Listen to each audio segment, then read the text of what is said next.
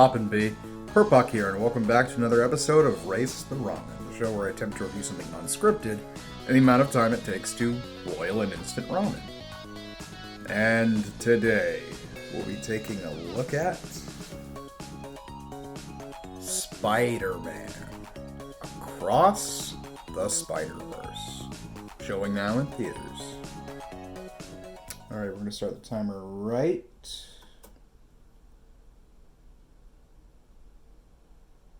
now. Assuming the button will let me press it. Okay, so, Across the Spider-Verse. This is probably the biggest movie of the year for me. It was my most anticipated movie of the year, next to Hundreds of Beavers, which I've already reviewed. Some fans of this channel who've been around for a while might already know that Into the Spider-Verse is a favorite film of mine. I used to have a poster for it hanging in the background of some of my videos. These days it's this Everything Everywhere All at Once poster, which there is actually a small reference to in this film. But don't think it doesn't mean I don't still love Spider-Verse and respect the hell out of it.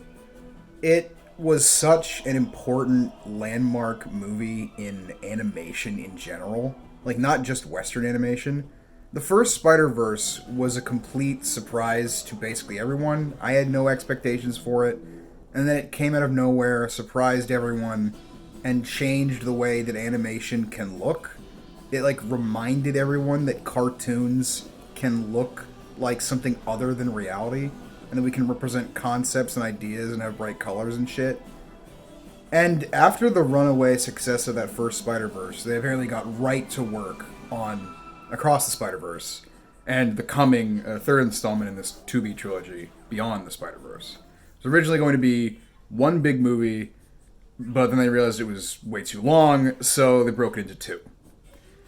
And I don't know how much justice I can really do a movie like this in a little 5-minute review, but whatever you take away from my criticism of this film, just know that if you have not already seen it, I highly, highly advise you go see it.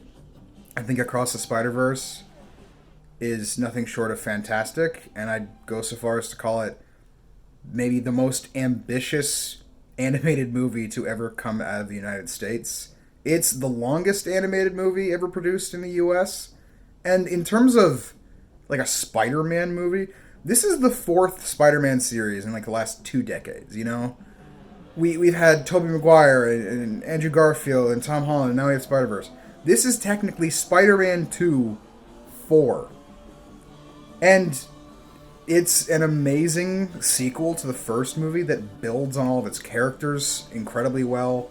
It's even more visually stunning, narratively and visually ambitious than the first.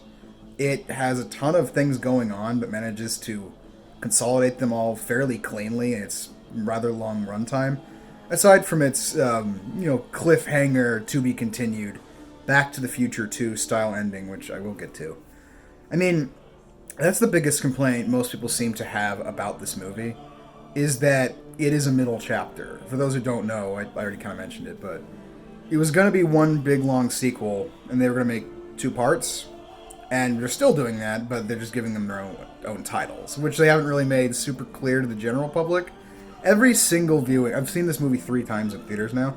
All 3 times, when the To Be Continued pops up, there are people in the theater like, what? No joke, in my first screening, there was a guy from the very back row who just yelled, what the fuck? There were kids in that theater. It's pretty funny. But, I know this is jumbled, even by my own standards, in Race the Ramen's unstructured way of being. But Across the Spider-Verse, I compare it to Everything Everywhere All at Once for a reason. It is really dense, and it's kind of about being sidelined and distracted by everything going on in life, which can make you, lose track of hope and, the people you care about and what the right thing is to do. And there's a lot of other themes going on in this. In terms of just, thematic density, this movie has a lot more going on than the first. But, it really is quantity over quality. No, that's not right either. Here's the thing. I would give Across the Spider-Verse like my highest recommendation. Before I even give out my number score, let me just say, totally see this if you enjoyed the first. You might like it even more. Plenty of people have. I don't know where I necessarily stand on that, but I almost don't care. The first movie was so important. It's just like a film on top of being good. And I feel similarly about this movie. It is a push forward for its medium. Like animation and film in some ways. It is a great movie. Hopefully that gives you a decent impression of what I think of the film.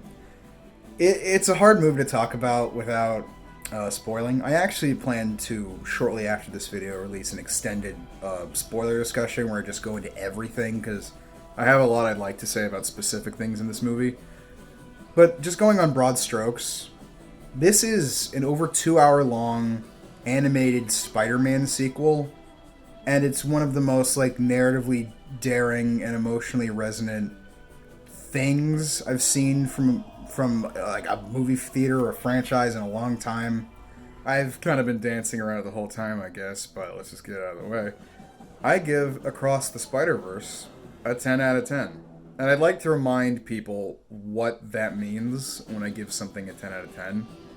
Like, obviously, this is just one person's opinion, mine. And people are going to come to their own conclusions about which of these movies they end up liking more. A lot of people are saving reservation for when Beyond the Spider-Verse comes out, see how this trilogy comes together. And I don't blame them at all. But mainly, I'm just grateful. I look at Across the Spider-Verse and I see a movie that wants nothing more than to entertain and inspire its viewers, and just so many little bits of wonderful beauty and creativity in every place. It is truly amazing. Perfect? Don't know if I'd say that. I have my problems with it. Better than the original? Still, not sure. Maybe that'll change with time, but it barely matters to me, this game of comparison, because in a vacuum, this movie's still fucking fantastic, and I think you should absolutely support it. It's an experience you are doing yourself a disservice by missing out on.